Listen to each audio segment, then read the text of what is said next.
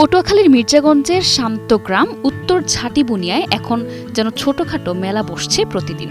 কৌতূহলী মানুষের ভিড়ের কেন্দ্রবিন্দুতে রয়েছে বিশাল আকৃতির এক ষাঁড়, কালোমানি। একসময় সাবেক প্রধানমন্ত্রী খালেদা জিয়াকে উপহার দেয়া এই আলোচিত ষাঁড়টি এবার কোরবানির হাটে তুলতে যাচ্ছেন খামারি সোহাগ মৃধা। প্রায় ৪৫ মণ ওজনের ১২ ফুট লম্বা ও ৬ ফুট উঁচু কালোমানিকের দাম হাঁকা হয়েছে ২২ লাখ টাকা। বিশাল দেহ আর রাজকীয় গড়নের কারণে গরুটিকে এক নজর দেখতে দূর দূরান্ত থেকে ছুটে আসছেন মানুষ।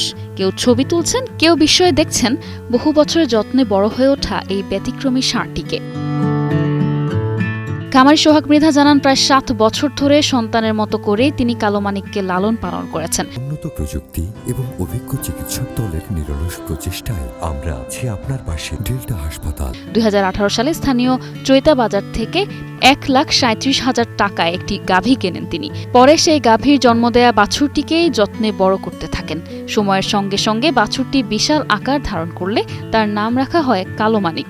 সোহাগ মৃধার ভাষ্য, সম্পূর্ণ দেশীয় পদ্ধতিতে দানাদার খাবার খাইয়ে গরুটিকে বড় করা হয়েছে। প্রতিদিনের পেছনে প্রায় ১,০০০ থেকে ১,২০০ টাকা পর্যন্ত খরচ হয়। তিনি বলেন, ভালো দাম পেলে এবার গরুটি বিক্রি করব। তিনি আরও জানান, গত বছরের ৫ জুন কালোমানিককে উপহার হিসেবে ঢাকায় নেওয়া হয়েছিল খালেদা জিয়ার জন্য। পরে তিনি গরুটি গ্রহণ করলেও সেটি পরিবারের আর্থিক সচ্ছলতায় কাজে লাগানোর পরামর্শ দেন। সোহাগের স্ত্রী সুলতানা বেগম বলেন, অনেক যত্ন ও মায়া দিয়ে গরুটিকে বড় করা হয়েছে। এখন তারা আশা করছেন কোরবানির বাজারে গরুটির উপযুক্ত মূল্য পাওয়া যাবে।